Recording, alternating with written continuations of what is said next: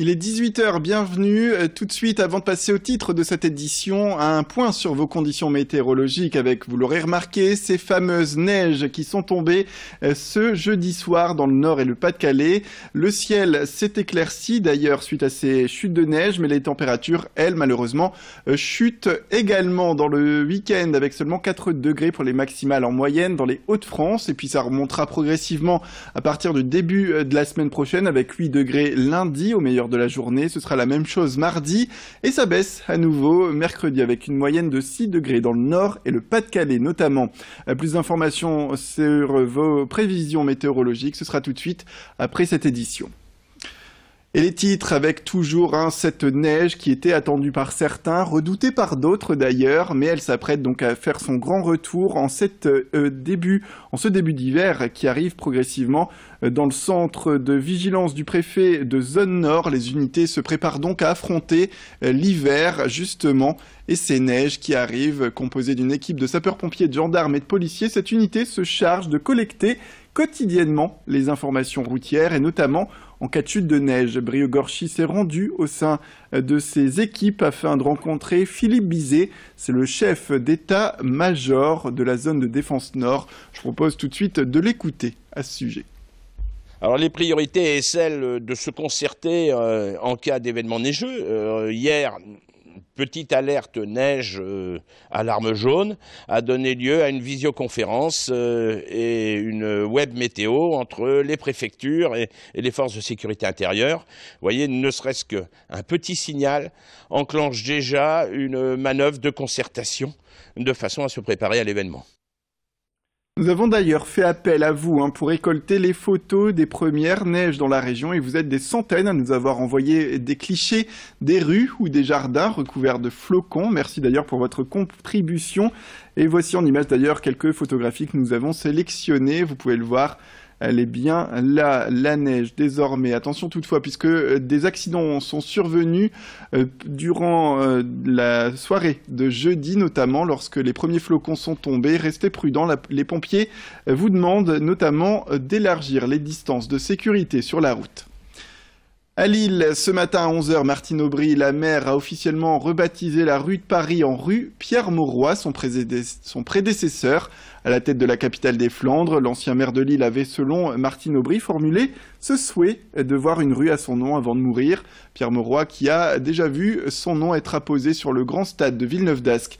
Désormais, les Lillois donc verront cette emblématique mer être attachée à cette artère communale longue de 900 mètres qui part, on le rappelle, de la place du Théâtre jusqu'à la porte de Paris.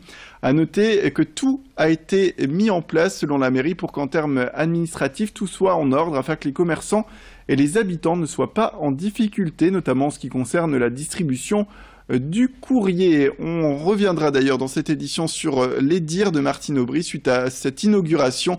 Mais avant cela, un point sur un autre sujet. D'après le site internet seloger.com, toujours à Lille, le prix de l'immobilier atteindrait des records, une hausse de 6,8% en un an, soit 3 124 € le mètre carré, alors que dans le reste de la France, les prix auraient plutôt tendance à ralentir. Certains quartiers restent des valeurs sûres pourtant, comme le Vieux-Lille. Nous nous sommes rendus pour cela à l'agence d'immobilier des Campiaux du Dicourt qui se situe rue de Dunkerque à Lille et selon le responsable des transactions, tout dépend en réalité des quartiers. De plus, cette hausse du prix à Lille n'est pas fulgurante puisqu'elle se remarque depuis quelques années désormais selon lui. Ce spécialiste de l'immobilier qui remarque toutefois une nouveauté, le retour des habitants vers le centre-ville pour plusieurs raisons, notamment le fait qu'aujourd'hui, les gens privilégient les transports en commun par rapport à la voiture. Leur retour dans certains secteurs où l'immobilier flambe, on l'écoute à ce sujet. La hausse de 6% qui est relatée chez certains de nos confrères, je la mets en exergue par le fait qu'il n'existe pas aujourd'hui un seul et unique marché. En l'occurrence, on a le marché lillois, on a le marché des zones périurbaines de Lille et Lille intramuros, il existe là aussi plusieurs marchés. Et donc cette hausse de 6% que l'on peut être amené à découvrir, on va l'avoir peut-être dans le Vieux-Lille, là où on a un marché beaucoup plus tendu avec une pluralité d'acquéreurs mais une pénurie de biens à la vente. augmentent et qui mathématiquement et mécaniquement font augmenter les prix. Par contre, on a aussi le marché de la maison, le marché de l'appartement, on a des pluralités de marchés par secteur et donc je suis pas à même aujourd'hui de pouvoir vous confirmer que cette hausse de 6% existe bel et bien. Et on retourne du coup rue de Paris, désormais la rue Pierre-Mauroy où Martine Aubry a lancé les inaugurations. Désormais, les Lillois verront ce nom emblématique être attaché à cette artère longue de 900 mètres qui part de la place du Théâtre, on le rappelle, jusqu'à la porte de Paris, Pierre Mauroy, qui était l'ancien maire avant Martine Aubry, l'ancien maire de Lille. Tout de suite, la maire qui s'exprime sur le besoin aujourd'hui du devoir de mémoire pour faire vivre la ville de Lille. Il nous paraissait évident que Pierre Mauroy, qui a été un extraordinaire maire de Lille, qui a été d'ailleurs au début de sa renaissance, puisse avoir une rue. Il avait exprimé d'ailleurs le souhait, et son épouse me l'avait rappelé, que ce soit la rue de Paris, qui était pour lui un lien entre la mairie et le cœur de la ville. Et donc c'était évidemment un choix qui était tout à fait normal. On a gardé évidemment la porte de Paris, on a gardé le nom de rue Pierre Mauroy, ancienne rue de Paris, pour que les choses soient claires. D'ailleurs, cette rue au départ ne s'appelait pas comme ça, elle s'appelait la rue des Malades. Et puis peu à peu, quand la porte de Paris a été érigée, c'est rentré dans l'histoire, disons. Alors je pense que c'est un vrai devoir de mémoire vis-à-vis de Pierre Mauroy. Évidemment, on va aider les riverains, les commerçants, et ça ne leur coûtera rien. À noter que les commerçants étaient également présents, dont un qui a notamment critiqué la mise en place de ce nouveau nom pour la rue de Paris. On en saura plus d'ailleurs dès ce lundi dans votre prochaine édition. C'est un programme qui revient chaque année depuis 16 ans pour sensibiliser les jeunes de 18 à 24 ans aux méfaits de l'alcool et des drogues au volant. Il s'agit du plan Vigicarotte. À travers ce nom plutôt rigolo se cache une véritable idée de sensibiliser dans les boîtes de nuit en France et notamment dans la région ces jeunes à l'alcool et à la drogue au volant pour les alerter sur les dangers.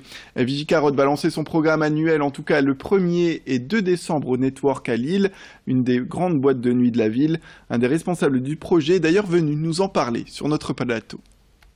On est à l'entrée des discothèques, on a un stand avec nos t-shirts, des carottes un peu partout, notre logo qui est vraiment visible. Ils viennent nous voir, ils s'engagent avec nous en nous laissant leur permis. Ils font leur soirée, on a quelques petites activités à côté pour les sensibiliser. Et ils reviennent nous voir à la fin de la soirée quand ils sont décidés de repartir. Ils s'ouvrent dans notre éthylotest électronique et s'ils ont tenu l'engagement, ils sont récompensés. C'est la fin de cette édition. Tout de suite, retrouvez, comme à chaque quart d'heure, vos prévisions météo.